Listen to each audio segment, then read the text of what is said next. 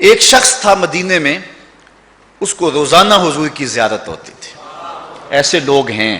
حضرت ابو العباس المرسی فرماتے ہیں، آپ فرماتے ہیں کہ اگر آنکھ جھپکنے کی مدت بھی حضور میری نظروں سے اوجھل رہے، ما عادت لی مسلمہ، میں اس گھڑی اپنے آپ کو مسلمان ہی نہیں مانتا. ہر وقت حضور میری نگاہوں میں ہوتے ہیں. اللہ اکبر. ایسے ایسے لوگ بھی گزرے. صبح و شام حضوری کے مزے، اس کو روز حضور کی زیارت نصیب ہوتی. دعا کرو، منہ چھوٹا ہے بات بڑی ہے. دعا کرو اللہ ہم سب کو حضور کی زیارت دے. میں کہتا ہوں مسئلے حل ہی نہیں ہوتے جب تک حضور کی زیارت نہ ہو. بندہ ساری زندگی تشکیک و اضطراب میں رہتا ہے. اے لقائے تو جواب ہر سوال، حل شود ہر مشکلت بے کیل و کال. رومی کہتے ہیں تیری ملاقات ہی تو سارے دکھوں کا علاج ہے. ساری مصیبتوں کا علاج تو ملاقات ہی ہے آپ کی. آپ مل گئے تو سارے دکھڑے ختم ہو گئے، آپ نہیں ملے تو دکھ ہی دکھ ہیں زندگی میں. تو یہ دعا کرو اللہ حضور کا دیدار دے. اللہ اکبر. اس کو روزانہ حضور کی زیارت ہوتی تھی. اچانک زیارت بند ہو گئی. 2-4 دن انتظار کرتا رہا، زیارت نہیں ہوئی. ایک دن حضور کے روزے پہ آیا، مدینہ شریف میں ہی رہتا تھا، اور آ کے رویا. کہا حضور مجھ سے کیا غلطی ہو گئی؟ روزانہ نوازا جاتا تھا مجھے اور اب محروم ہو گیا ہوں. میرے حضور قبلہ عالم فرماتے ہیں آ ماہی ہن دے نظارہ تے خواب اندر ایک واری، او بھی جے اکھیاں جڑ جاون لے کے تو نیند ادھاری. یاراں نال بہاراں دس دیاں یاراں باج اجاڑاں، سال پچھوں اج بلبل ہسدی کھڑیاں جد گلزاراں. خلقت چاواں دے وچ سوندی میں وچ گریا زاری، لینے لیکھ یعقوب تو اپنے نہ کر گلا گزاری. تو دیدار حضور کا یہ ایک مومن کی معراج ہے. جاگ دی اکھی نہیں ماہی ڈٹھا، پیڑی اکھیوں سو جاؤ. کاش کہ حضور کا دیدار نصیب ہو جائے. اللہ اکبر.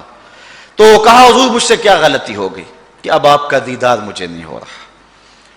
تو جب واپس آیا رات کو سویا تو حضور کا دیدار ہوا. آقا کریم نے فرمایا تو نے ایک کتاب خریدی ہے جو تیری لائبریری میں ہے، اس میں میرے دوست یوسف بن اسماعیل نبہانی کی غیبتیں لکھی ہوئی ہیں، اور جس گھر میں میرے دوست کی غیبتیں ہیں میں اس گھر میں آیا نہیں چاہتا. تو جو اللہ کے ولی سے دشمنی رکھے، اللہ کا بھی اعلان جنگ ہے، رسول اللہ کا بھی اعلان جنگ ہے. ولیوں سے کبھی دشمنی نہ رکھو، ولیوں سے محبت پیدا کرو، ولیوں سے اپنی الفت کے رشتے کو مضبوط کرو. اور حضرت امام ذہبی نے اس کو کبیرہ گناہوں سے گنوایا ہے. یہ کبیرہ گناہ ہے کہ اللہ کے ولی کے ساتھ دشمنی رکھی جائے. اللہ کے ولی سے دوستی کرو، دوستی کام آئے گی. الاخلاء یومئذ بعضهم لبعض عدو الا المتقین. اللہ تعالیٰ قرآن میں فرماتا ہے کہ غیر دوست قیامت کے دن ایک دوسرے کے دشمن بن جائیں گے، لیکن جن کی دوستی اللہ کے لیے ہوئی وہ دوستی قیامت کے دن بھی قائم ہوگی. اور حدیث میں آتا ہے ایک بندہ جہنم کو جا رہا ہوگا، اچانک ایک شخص کو دیکھے گا جو جنت میں جا رہا ہے، رک جائے گا. کہا حضرت آپ نے مجھے پہچانا؟ کہا نہیں. کہا آپ کو شاید یاد نہیں، ایک مرتبہ میں نے آپ کو وضو کے لیے پانی دیا تھا، میں نے لوٹے سے آپ کو وضو کروایا تھا. وہ اللہ کا بندہ رک جائے گا، عرض کرے گا مالک میری وفا کا تقاضا یہ ہے کہ اتنی دیر تک جنت میں نہ جاؤں جب تک اپنے ساتھی کو نہ لے جاؤں. اللہ اس کی سفارش مان کر کے اس گناہگار کو جنت عطا فرما. اٹھ فریدا ستیا تے میلہ ویکھن جا، وت کوئی بخشیا مل جاوے تے تم ہی بخشیا جاوے. تو اہل اللہ کے ساتھ دوستی کے تعلق کو مضبوط کرو، اہل اللہ کی صحبت کو غنیمت جانو، اور ان کے مزاروں پر ان کی چوکھٹوں پر حاضری دیا کرو. وہ نور ملتے ہیں، وہ اجالے ملتے ہیں. حضرت داتا گنج بخش علی حجویری رحمۃ اللہ تعالی علیہ کی قبر انور کے پاس قریب جن لوگوں نے بم دھماکے کیے ہیں وہ کیا سمجھتے ہیں کہ ہم جنت کا ٹکٹ لے رہے ہیں؟ میں کہتا ہوں جنت کا ٹکٹ تو انہیں ملا جو داتا کی چوکھٹ پہ شہید ہوئے ہیں. اور یہ میں جذبات میں نہیں کہہ رہا، میرے پاس حدیث کی دلیل موجود ہے. آپ نے حدیث سنی ہے جس نے 99 قتل کیے تھے، پھر ایک شخص کے پاس گیا کہ میں توبہ کرنا چاہتا ہوں. اس نے کہا تیری توبہ کوئی نہیں ہے، اس کو بھی قتل کر دیا. 100 ہو گئے. اب دل میں آرزو جاگی، امنگ پیدا ہوئی، پھر خواہش پیدا ہوئی کسی عالم سے پوچھا کہاں فلاں بستی میں اللہ والے رہتے ہیں، حدیث صحیح ہے، صحاح ستہ میں ہے، روایت حضور نے کی ہے، آقا کریم نے سنائی یہ بات صحابہ کو، بنی اسرائیل کی روایت ہے۔ تو کیا ہوا کہ وہ چل پڑا اللہ والوں کی بستی کی طرف، ابھی منزل پہ نہیں پہنچا تھا، راستے میں تھا، راستہ آدھا بھی طے نہیں ہوا تھا، تھوڑا طے ہوا تھا، زیادہ باقی تھا کہ موت آ گئی۔ اب جنت والوں کا تقاضا تھا توبہ کرنے جا رہا ہے، جہنم والے فرشتے کہتے تھے 100 آدمیوں کا قاتل ہے، ابھی توبہ کی تو نہیں۔ اللہ تعالیٰ نے تیسرے فرشتے کو بھیجا، جا کے ان میں فیصلہ کر۔ کیا فیصلہ ہے؟ زمین ماپ لیں، اگر آگے سے زیادہ ہے تو جہنم والے لے جائیں، اگر پیچھے زیادہ ہے، آگے تھوڑی رہ گئی ہے، ولیوں کی بستی کے نیڑے ہو گیا تو جنت والے لے جائیں۔ زمین آگے زیادہ تھی لیکن اللہ نے حکم دیا آگے والی زمین تو سمٹ جا، پیچھے والی زمین تو پھیل جا۔ جب زمین ماپی گئی تو آگے جگہ تھوڑی تھی، پیچھے زیادہ تھی، جنت والے اس کو نوری لباس میں حریر و دیباج میں لپیٹ کر کے اس کی روح کو جنت میں لے گئے۔ بنی اسرائیل کا 100 اشخاص کا قاتل ولیوں کی چوکھٹ پہ جا رہا ہے، ابھی پہنچا نہیں، راستے میں موت آ گئی تو جنت والے لے گئے، اور جو داتا کی چوکھٹ پہ پہنچ کر جان مارتے ہیں پھر ان کو جنت والے کیوں نہیں لے گئے ہوں گے؟ ان کو جنت والے کیوں نہیں لے گئے ہوں گے؟ سعادت مند ہیں وہ لوگ جن کو وہاں موت آئی، ولی کے قدموں میں موت آئی۔ گر وقت اجل سر تیری چوکھٹ پہ دھرا ہو، جتنی ہو قضا ایک ہی سجدے میں ادا ہو۔ اللہ تعالیٰ نے ان آستانوں اور ان پاک باز بندوں کی برکت سے برے صغیر پاک و ہند کے اندر اسلام دیا ہے۔ یہ خام خواہ کی ایک لڑائی ہے۔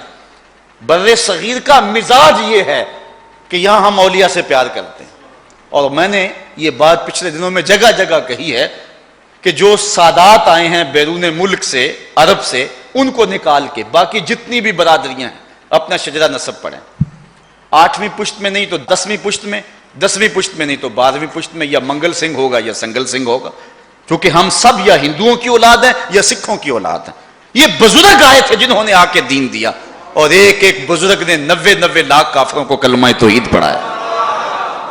حد کر دی ان بزرگوں نے۔ اقبال بھی کھڑا ہے حضور کی چوکھٹ پہ، حضرت داتا صاحب کی چوکھٹ پہ، اور کیا کہہ رہا ہے؟ سید حجویر مخدوم امم مرکد او پیر سنجر راہ حرم، اور آگے کیا کہتا ہے؟ خاک پنجاب از دم او زندہ گشت، کہتا ہے پنجاب کی دھرتی کو جو زندگی ملی ہے ایمان کی تو وہ اس جو ہے وہ باوفا درویش کے قدموں کے صدقے سے ملی۔ ان لوگوں نے ایمان کی حرارت بانٹی، انہوں نے اجالے بانٹے، زناریں توڑ کر کے۔ ہم سے تو کوئی مسلمان نہیں ہو رہا، مسلمانوں کو کافر بنا رہے ہیں، لیکن ان لوگوں نے زناریں توڑی، زنجیریں توڑی اور ایمان کی بہاریں عطا کی۔ 1000 سال ہو گیا امن کی ان آماج گاہوں کو اجاڑنے کی کوشش کی گئی۔ میں نے کہا یہ ایسی بارگاہیں ہیں، ایسی جگہیں ہیں جہاں روح کو بھی فیض ملتا ہے، جسم کو بھی نور ملتا ہے۔ کتنے بھوکے ہیں جو داتا کی چوکھٹ پہ روز لنگر کھاتے ہیں۔ میں پچھلے سال معراج النبی کے مہینے میں کراچی کچھ بیانات کے سلسلے میں گیا تو وہاں کلفٹن میں ایک سیٹھ صاحب کے گھر میرا قیام تھا، تو میں کھانے پر ان کو پوچھا کہ آپ اپنے کراچی کی کوئی بات ہی سنائیں، تو انہوں نے کراچی شہر کی خصوصیات اور باتیں سنانا شروع کر دی، اور پھر جب بھی ہم اکٹھے ہوتے چائے کے لیے کھانے کے لیے بیٹھتے تو وہ کراچی کا تذکرہ چھیڑ دیتے، اور کہتے ہیں میں لاہور میں گیا تھا، میرا تو دل نہیں لگا اس شہر میں۔ ہر بندے کو اپنے علاقے سے مانوسیت تو ہوتی ہے، تو پھر میں بھی کوئی نہ کوئی لاہور کی بات سنا دیتا، وہ کراچی کی سناتے میں لاہور کی سنا دیتا۔ ایک دن ہم کھانا کھانے کسی ہوٹل میں جا رہے تھے، راستے میں ایک چھپر نما ہوٹل تھا جہاں لوگوں کا ہجوم تھا۔ مجھے کہنے لگے کراچی اتنا غریب پرور شہر ہے، اگر کسی کے پاس 5 روپے ہونا تو وہ کھانا کھا سکتا ہے، اتنا غریب پرور اور سستا شہر ہے۔ تو میں نے کہا لاہور اتنا غریب پرور شہر ہے، کسی کے پاس 5 روپے نہ بھی ہوں داتا کی چوکھٹ پہ آ جائے فری کھا لے۔ یہاں جو ہے لنگر لگا ہوا ہے داتا کی چوکھٹ پہ۔ تو وہ سیٹھ صاحب ہنسنے لگے، کہنے لگے نہیں داتا کی چوکھٹ کا مقابلہ تو نہیں ہے نا۔ تو میں نے کہا تم کراچی کی بات کی، میں نے لاہور کی بات سنا دی، اب آگے بڑھو نا کدھر چلتے ہو۔ تو یہ محبت میں باتیں ان سے ہوتی رہتی۔ تو یہاں لنگر لگا ہوا ہے، دن کو بھی لگا ہے، شام کو بھی لگا ہوا ہے۔ اللہ اکبر۔ اچھا دہشت گردوں نے یہ چاہا تھا کہ ہم اس عمل سے داتا کے دربار کی رونق کو کم کر لیں گے، لیکن ممکن نہیں ہوا۔ مون مارکیٹ میں حادثہ ہوا، پورا مہینہ وہاں گاہک نہیں گئے۔ جس دکان میں بم پھٹتا ہے ادھر گاہک نہیں جاتا، ڈر لگتا ہے، خوف لگتا ہے، لیکن یہ تاریخ کا ریکارڈ ہے۔ ساری رات لوگ لاشیں اٹھاتے رہے، اور فجر کی جب اذان ہوئی تو پوری مسجد نمازیوں سے بھری ہوئی تھی۔ یہ ہے داتا کا بانک پن، یہ ہے ولیوں کی زندگی۔ فقیر نام تنا دا باہو قبر جنا دی جیوے ہو۔ آپ بھی چلے جائیں، دن کو چلے جائیں، رات کو چلے جائیں، کڑکتی دوپہر پہ چلے جائیں، برستی بارش میں چلے جائیں، کرفیو لگا ہو یا ماشاء اللہ کا ماحول ہو، دفعہ 144 ہو یا عید کا دن ہو، چھٹی کا دن ہو یا ورکنگ ڈے ہو، ماحول میں سیاسی گرمی ہو یا کہ مندے کے دن ہو، جب بھی جائیں، جس وقت بھی جائیں، داتا کی چوکھٹ پہ ہجوم عاشقاں دیکھیں گے۔ یہ ہے بانک پن میرے داتا کی چوکھٹ کا، یہ ہے عروج میرے داتا کی چوکھٹ۔ فقیر نام تنا دا باہو قبر جنا دی جیوے ہو۔ آپ کو موقع ملا ہوگا جہانگیر کے مقبرے پہ بھی جانے کا، وہاں دن کو بھی حسرتیں برستی ہیں، رات کو تو برستی ہیں۔ وہاں قرآن پڑھنے والے لوگ نہیں ملیں گے، تاش کھیلنے والی ٹولیاں بیٹھی ہوں گی۔ وہاں تازہ پھول نہیں ہیں، جانوروں کی بینٹیں ہیں۔ بالکل ملکہ نور جہاں کا مقبرہ ساتھ ہے، جب بادشاہ تخت پہ بیٹھتا وہ پیچھے بیٹھتی، بادشاہ کا کوئی فیصلہ اسے ناپسند ہوتا پیچھے سے کمر ٹھونکتی، بادشاہ فیصلہ تبدیل کر لیتا۔ جس کے اشارہ ابرو پہ ہندوستان کی تقدیر کے فیصلے لکھے ہوئے تھے، آج اس کی قبر پہ بھی حسرتیں اور اندھیرا ہے۔ ان کی بیٹی ہے زیب النساء، جس نے اپنے باپ سے چوری دیوان لکھا تھا، دیوان مخفی، اس کا اپنا شعر اس کی لوح مزار پہ لکھا ہے۔ بر مزار ماں غریباں، نہ چراغے نہ گلے، نہ پرے پروانہ سوزت، نہ صدائے بلبلے۔ ہم غریبوں کی قبر پہ نہ کوئی چراغ جلانے آئے گا، نہ کوئی پھول ڈالنے آئے گا، نہ کسی بلبل نے گیت گانے ہیں اور نہ کسی پروانے نے پر جلانے ہیں۔ یہ راوی کے اس پار کی کہانی ہے، اور اگر راوی کا کنارہ پار کر جائیں، یہاں تو لکھا ہے بر مزار ماں غریباں، اور وہاں لکھا ہے گنج بخش فیض عالم، مظہر نور خدا، ناکساں را پیر کامل، کاملاں را والذین یؤذون المؤمنین والمؤمنات بغیر مکتسبوا فقد احتملوا بہتانا واثما مبینا۔ کہا جو مومن مردوں اور مومن عورتوں کو اذیت دیتے ہیں، اللہ اکبر، اور اللہ تعالیٰ ان کے لیے سخت مذمت فرمائی۔ اور حضور کا یہ فرمان پھر سنیے، من عاد لی ولیا فقد آذنتہ بالحرب، جو ولی کے ساتھ دشمنی رکھتا ہے میرا اس کے ساتھ اعلان جنگ ہے۔ اللہ ہمیں ولیوں کا نوکر رکھے۔ صاحبو یہ سعادت مندی ہے۔ ملا رومی نے بڑی خوبصورت بات کہی۔ علامہ رومی کا ہمارے سے تعلق ہے نا، اقبال کے مرشد ہیں، اور اقبال نے یوں ہی مرشد نہیں مان لیا، اقبال نے بڑی محنت سے مرشد پکڑا ہے۔ کبھی وہ کہتا میں جو ہے وہ رازی کو مرشد بناؤں، کبھی کہتا تھا رومی کو بناؤں۔ عالم تھا نا، پڑھا لکھا تھا، فلسفی تھا، کبھی سوچتا استدلال کا شہنشاہ تو راضی ہے۔ اسی کشمکش میں گزری میری زندگی کی راتیں، کبھی سوز و ساز رومی، کبھی پیچ و تاب راضی۔ لیکن پھر آگے جا کے اقبال کہتا ہے نئے مہرہ باقی ہے، نئے مہرہ بازی، جیتا ہے رومی، ہارا ہے راضی۔ تو وہ رومی کہتے ہیں تو خدا خواہد کے پردہ کس درد، میل شندر تانائے پاکاں براد۔